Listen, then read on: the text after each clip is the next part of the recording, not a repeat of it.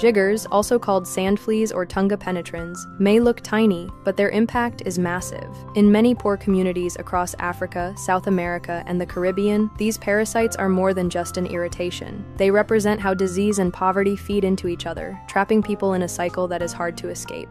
Jiggers thrive in dusty, sandy environments, exactly the kind of conditions common in rural areas where people live in mud huts or homes without proper flooring.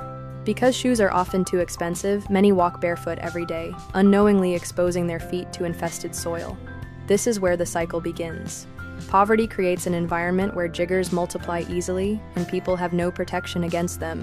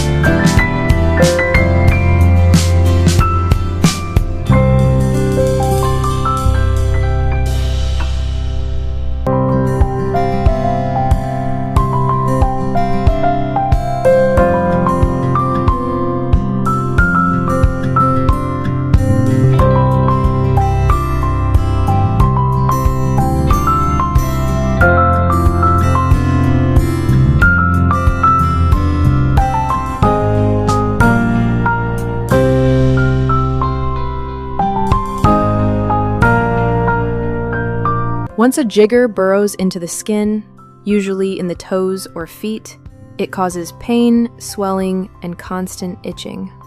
Walking becomes difficult, and even simple tasks feel unbearable.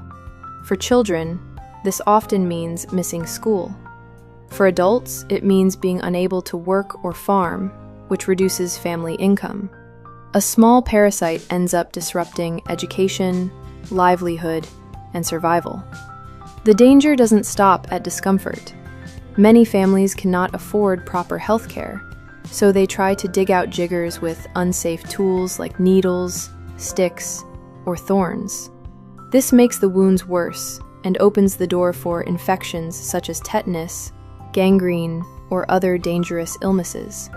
In some cases, untreated infestations even lead to permanent disability. And when families spend their little savings on treatment, it only deepens their financial struggles.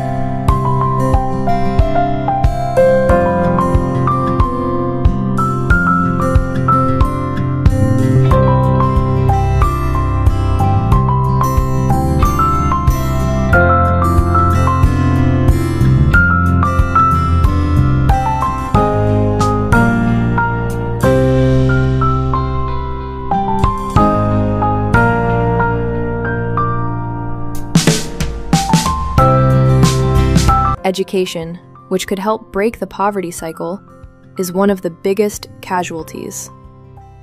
A child with infected, painful feet finds it hard to walk to school, sit through lessons, or focus on studies. Some drop out entirely, Others face teasing or shame from classmates because of visible jigger wounds, which damages their confidence. With limited education, their future job opportunities shrink, ensuring that the poverty cycle continues into the next generation. On top of this, stigma makes life harder. Many people wrongly believe jigger infestations happen because of laziness or poor hygiene. Families dealing with them are often judged or avoided, leaving them isolated instead of supported. This social shame adds another layer of difficulty to already struggling households.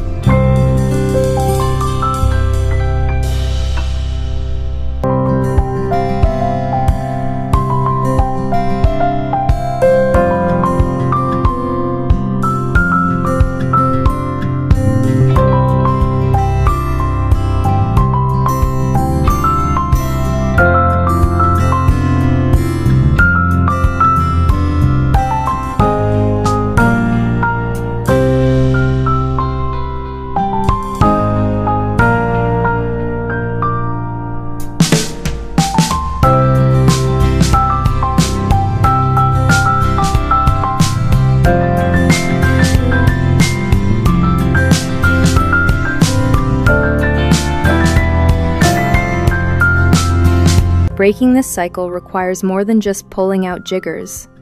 It demands lasting change.